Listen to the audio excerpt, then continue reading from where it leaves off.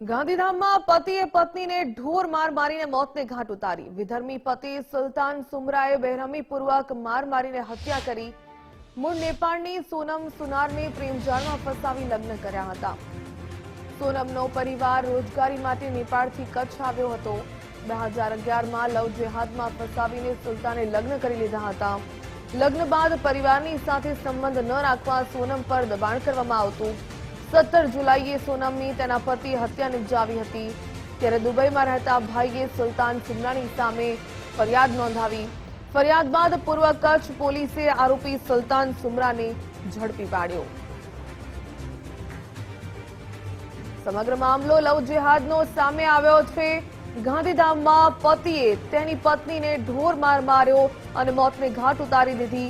વિધર્મી પતિ સુલતાન સુમરાએ બેરહમીપૂર્વક એટલો માર માર્યો સોનમને કે તેનું મોત થઈ ગયું। મૂળ નેપાળની સોનમ સુનારને પ્રેમજાળમાં ફસાવીને લગ્ન કર્યા હતા। સોનમનો પરિવાર રોજગારી માટે નેપાળથી કચ્છ આવ્યો હતો અને 2011 દરમિયાન લવ જેહાદમાં સોનમને ફસાવીને સુલતાને લગ્ન કરી લીધા હતા। લગ્ન બાદ પરિવારની સાથે સંબંધ ન રાખવા સોનમ પર દબાણ કરવામાં આવતું હતું। 17 જુલાઈના રોજ સોનમની તેના પતિએ ઢોર માર મારીને હત્યા નિપજાવી હતી। ત્યારે હવે દુબઈમાં રહેતા સોનમના ભાઈએ સુલતાન સુમરાની સામે ફરિયાદ નોંધાવી। ફરિયાદ બાદ પૂર્વ કચ્છ પોલીસે હાલ તો આરોપી સુલતાન સુમરાને ઝડપી પાડ્યો છે। એટલો બેરહમીપૂર્વક માર મારવામાં આવ્યો કે નેપાળની સોનમનું મૃત્યુ નિપજ્યું। રોજગારી માટે નેપાળથી કચ્છ આવ્યા હતા અને પ્રેમજાળમાં ફસાવી વિધર્મી પતિ સુલતાન સુમરાએ વારંવાર તેના પરિવારની સાથે સંબંધ ન રાખવા માટે પણ દબાણ કરતો હતો અને આખરે સોનમને મોતને ઘાટ ઉતારી। કાજલ હિન્દુસ્તાની સામાજિક અગ્રણી આપણી સાથે જોડાયા છે। કાજલબેન, ગુજરાત ફર્સ્ટમાં આપનું સ્વાગત છે। લવ જેહાદનો વધુ એક કિસ્સો ગાંધીધામથી સામે આવ્યો છે। વિધર્મી પતિએ એટલો માર માર્યો કે સોનમ નામની યુવતી છે તેનું મોત થઈ ગયું। જી બેન, આ વિષય અમારા ધ્યાનમાં આવ્યો અને એમાં પોલીસે બહુ સહયોગ કર્યો ને પછી આ મીડિયામાં આવવાનું બહુ જરૂરત હતી। આ સોનમ નેપાળી પરિવાર ખૂબ વર્ષો પહેલા એના ગુજરાતમાં કચ્છમાં આવીને સેટલ થયું અને એના જે ગોરખા સમાજના પ્રમુખ છે એની સાથે બી અમારી ચર્ચા થઈ। આ સોનમે એને પ્રેમજાલમાં લવ જેહાદમાં ફસાવીને બ્લેકમેલ કરીને એની જોડે નિકાહ કર્યા સુલતાન સુમરાએ 2011માં અને ત્યાર પછી સતત એટલો સંઘર્ષ કરતો કે એના જે પરિવાર એના ભાઈઓ ને એના મમ્મી પપ્પાને અહીંયા રહેતા ને બધાને અહીંયાથી કાઢ્યા ને એ લોકો બિચારા બધા ડરીને અહીંયાથી નેપાળ જતા રહ્યા અને આ છોકરી પરિવાર સાથે વાત કરતી તોય એને ખૂબ માર મારતો, બધાથી કનેક્શન કટ કરાયો, આ ફોન બધા લઈ લીધા ને એની પાસે લિટરલી સ્લેવરી કરાવતો અને અવારનવાર એને મારતો। 17 તારીખે એને ખૂબ ખરાબ રીતે મારી।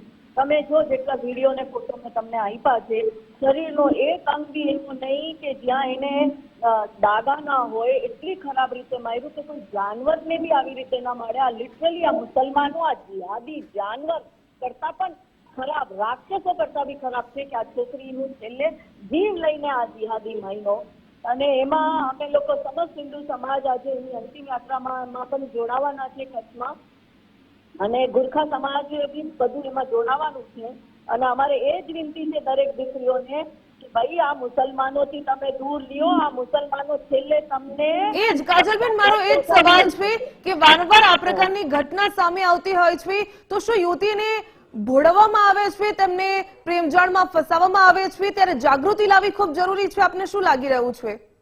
આ બહુ જરૂરી છે બેન। આ તો જો એને 2011માં નિકાહ કર્યા હતા।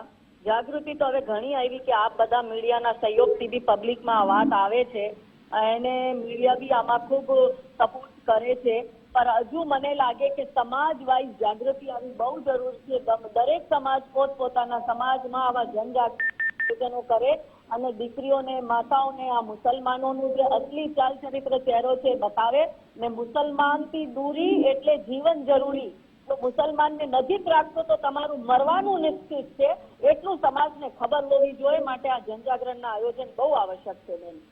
કાજલબેન, એક ઘરની માસૂમ દીકરી છે, ક્યાંક તેને પ્રેમજાળમાં ફસાવી દેવામાં આવે, બીજાના ઘરમાં જાય અને ત્યાર પછી તેની સાથે જાનવરો જેવું વર્તન કરવામાં આવે છે। 2011થી લઈને અત્યાર સુધી કેટલી યાતના આ સોનમે સહન કરવી પડશે? શું ન્યાયની આશા તેના પરિવારજનો રાખી રહ્યા છે અને આપ શું મદદ કરી રહ્યા છો? બેન અમે લોકોએ ફૂલ મદદ કરી છે એ લોકોને, એના પરિવારના બી અમે સંપર્કમાં છે, એના સમાજના પ્રમુખો સાથે ને આજે સમસ્ત હિન્દુ સમાજ કચ્છનો એની અંતિમ યાત્રામાં બી જોડાય છે અને ન્યાય મળે એના માટે અમે લોકો બધા આયોજન કરી લીધા છે. પોલીસે ખૂબ સહયોગ કચ્છ પોલીસે કર્યો છે. એને આટલું અમને આશ્વાસન મળ્યું છે કે આ દીકરીને ન્યાય મળશે. પેલો જિહાદી જે સુલતાન જુઝફ સુમરા છે એ અરેસ્ટ થઈ ગયો છે, પણ હજુ એનું આખું પરિવાર બી અરેસ્ટ થાય ના બધાઈને તરત જ આ સુમરાને તરત જ ફાંસીની સજા મળે એવી અમારા સરકારથી અપીલ છે.